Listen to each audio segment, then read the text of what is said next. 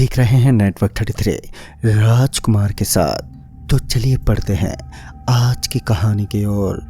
दोस्तों, आजकल भूत प्रेत की घटनाओं का होना बिल्कुल एक सामान्य सी बात हो गई है।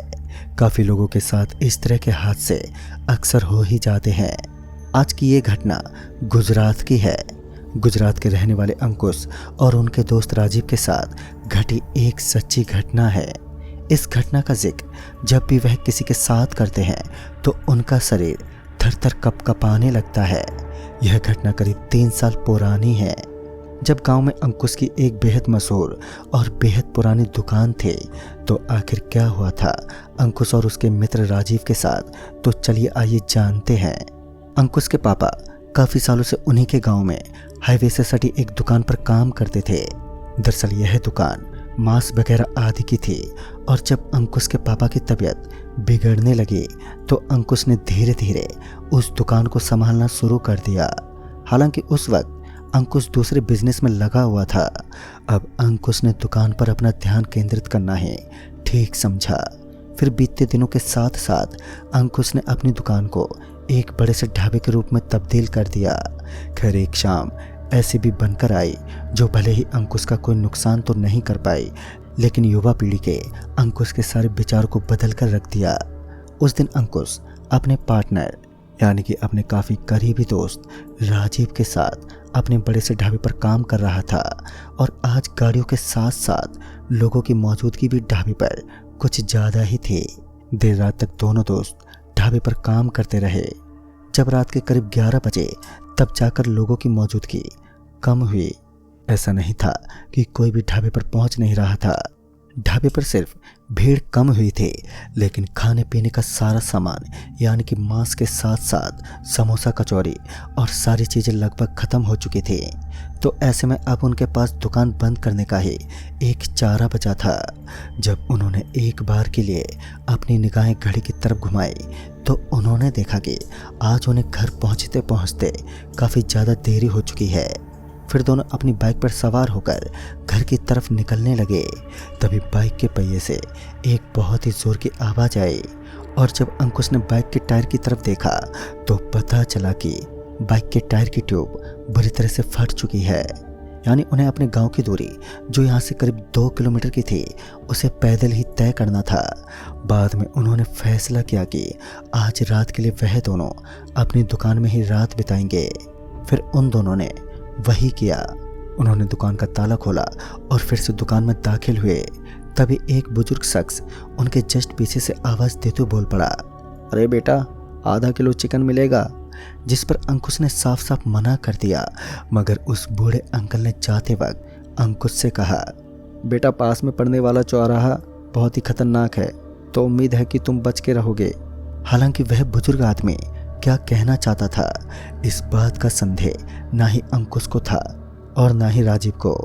उन दोनों ने उस बूढ़े आदमी की बातों को अनसुना कर दिया और फिर दुकान में जाकर लेट गए। गर्मियों का मौसम था और मच्छरों के आतंक से बचने के लिए अंकुश ने पंखे को ऑन किया, लेकिन आज तो किस्मत ही खराब थी कि लाइट भी चली गई और बाद में मच्छर के झुंडों ने दुकान के अंदर अफरा तफरी का माहौल सा बना दिया, जिस कारण अंकुश और राजीव थक हार कर दुकान से बाहर निकले और अपनी चारपाई को दुकान के बिल्कुल सामने की दिशा में रख दिया और फिर वापस लेट गए। तभी उन्हें अपने आसपास कुछ हलचल महसूस हुई, और जब अंकुश ने अपनी नज़रें चारों तरफ दौड़ाईं तो उसे कुछ भी दिखाई नहीं दिया। फिर कुछ देर के बाद बिल्कुल वैसी ही आवाज़ जो अंकुश को सुनाई दी थी, सेम वही आवाज़ राजीव के भी कानों में पड़ी। यह आवाज़ किसी कुत्ते के गुर्राने की तरह लग रही थी, मगर जब राजीव ने अंकुश की ही तरह चारों तरफ देखा तो उसे भी ऐसी कोई चीज़ नज़र नहीं आई। लेकिन बाद में उसे पता चला कि यह आवाज़ उसकी चारपाई के जस्ट नीचे से आ रही है। तो एक पल के लिए राजीव थोड़ा सा सहम सा गया और फिर हिम्मत जुटाते हुए अपनी चारपाई के नीचे देखने लगा, मगर तभी किसी ने अपना हाथ राजीव के कंधे पर रख दिया और राजीव मानो जोर से उछल पड़ा। लेकिन जब वो पीछे पलटा तो उसने देखा कि वह कोई और नहीं बल्कि उसी का दोस्त अंकुश था। अब राजीव की सांस में सांस आई और अब उस आवाज़ का आना भी बिल्कुल बंद हो चुका था। अंकुश ने कहा, अरे क्या हुआ, इतना डरा हुआ क्यों है? तो राजीव ने अंकुश को बताया कि उसने अपनी जिंदगी में पहली बार किसी अनजानी ताकत के होने का खौफ सता रहा है। और फिर क्या था, अंकुश राजीव पर जोर जोर से हंस पड़ा।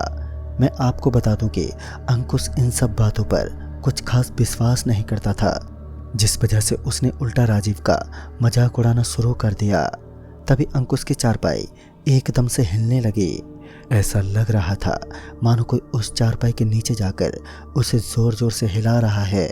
राजीव झट से नीचे देखने लगा और फिर उसने एक ऐसा जीव देखा जो बिल्ली के समान था। नहीं तो वह कोई बिल्ली जैसा था और न ही किसी कुत्ते की तरह, मगर हाँ, उसका पूरा बदन काले काले बालों से ढका हुआ था। और जब राजीव ने उसे वहां से भगाया तो पता ही नहीं चला कि वह कब उसकी आंखों से एकदम से ओझल हो गया। खैर, अंकुश की चारपाई को इतना छोटा सा जीव कैसे हिला सकता है, यह बात तो सोचने लायक थी। उस समय रात के लगभग 1 बज रहे थे। अब उन दोनों की नींद उन्हें गुड बाय बोल चुकी थी, क्योंकि अब उन्हें बिल्कुल भी नींद नहीं आ रही थी, जिस कारण दोनों अपने फ़ोन में टाइम पास करने लगे।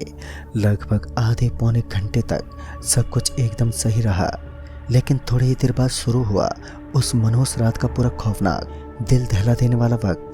अंकुश चुपचाप फ़ोन चला ही रहा था कि उसके गाल पर एक जोर का तमाचा लगा। यह इतनी जोर से लगा कि अंकुश गुस्से से तिलमिला उठा। वह चारों तरफ का नज़ारा देखने लगा, लेकिन राजीव तो अपनी चारपाई पर आंख बंद करके अभी भी लेटा हुआ था।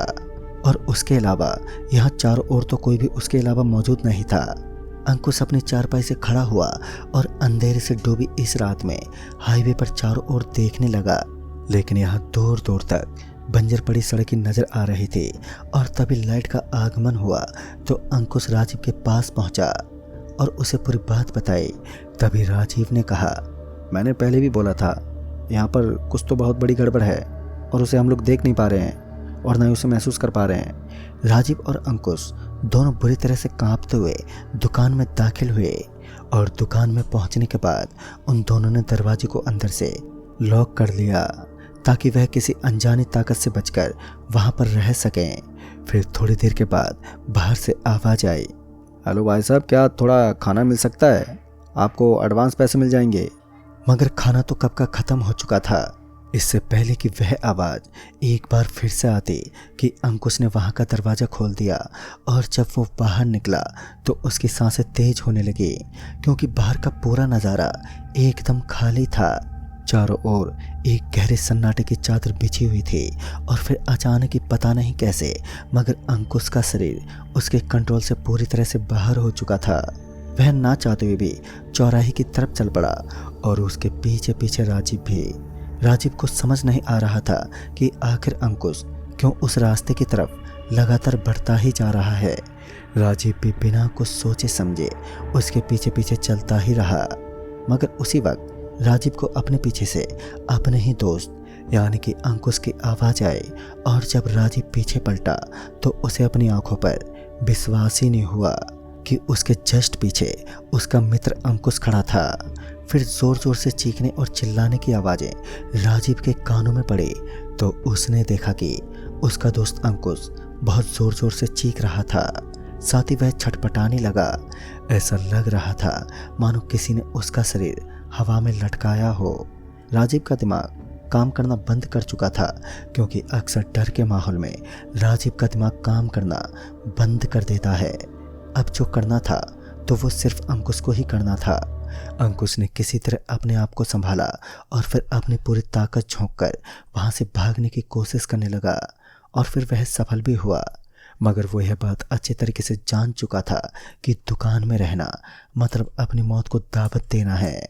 इससे पहले कि अंकुश अपनी दुकान के पास पहुंच पाता कि उसका दोस्त राजीव उछल कूद मचाने लगा। और तो और वह सीधा उछलकर एक पेड़ पर चढ़ गया और फिर अपनी दोनों आंखों से अंकुश की तरफ देखने लगा। वहीं उस सड़क के पास एक छोटा सा खेत बना हुआ था और वहीं एक बल्ब जल रहा था।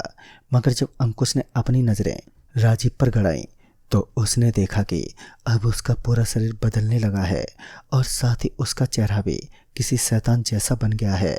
अंकुश पीछे खिसकने लगा और अंधेरे की वजह से वह लड़खड़ाते हुए धड़ाम से नीचे गिर पड़ा और उसने देखा कि वह जिस चीज से टकराया था वह कोई और नहीं बल्कि राजीव ही था, जो बेहोशी की हालत में वहां पर पड़ा हुआ था।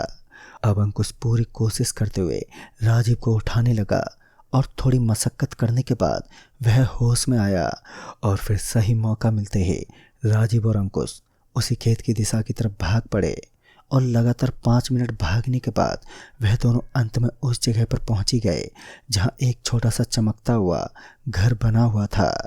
अंकुश अपने बचने की आखिरी उम्मीद लेकर इस जगह पर पहुंचा था। फिर उसने उस घर का दरवाजा खटखटाया लेकिन अंदर से कोई जवाब नहीं मिला। इसका मतलब कि सभी लोग गहरी नींद में आराम से सो रहे थे। मगर तभी राजीव की निगाहें एक इमरजेंसी बेल पर पड़ी और जब उसने बेल को दबाया तो काफ़ी ज़ोर की आवाज़ होने लगी। शायद वह बेल बहुत ही ज़रूरी होने के लिए ही रखी गई थी। और बाद में उस घर का दरवाज़ा खुला और उसके अंदर से एक औरत बाहर निकली और उसके साथ साथ एक आदमी भी बाहर निकला।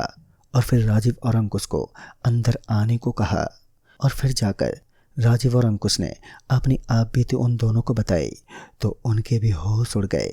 खैर बाद में उन्हें जो पता चला तो उसे सुनकर उन्हें अपने चिकन के कारोबार पर रोक लगानी पड़ी, क्योंकि उन्होंने बताया कि वह प्रेत मांस के भूखे हैं। क्योंकि कोई भी काली शक्ति अक्सर मांस जैसी चीज़ की सुगंध की वजह से अपना आपा खो देती हैं और मनुष्य के पीछे पड़ जाती हैं। बहुत ही कम लोग ऐसे होते हैं जो उनके चंगुल से बच निकलते हैं। और बाद में अंकुश ने सड़क के उस किनारे कभी भी मांस का खाने या बेचने का काम नहीं किया। लेकिन दोस्तों आज भी गुजरात के उस हाईवे पर मांस बेचना मतलब कि अपनी मौत को दावत देना है। तो दोस्तों इस कहानी में बस इतना ही। कहानी आपको पसंद आई हो तो लाइक शेयर ज़रूर करें और साथ ही हमें कमेंट बॉक्स में ज़रूर बताएं। तो मैं आपका दोस्त राजकुमार जल्दी ही मिलूँगा ऐसे ही एक और नई कहानी के साथ। तब तक के लिए बाय एंड टेक केयर।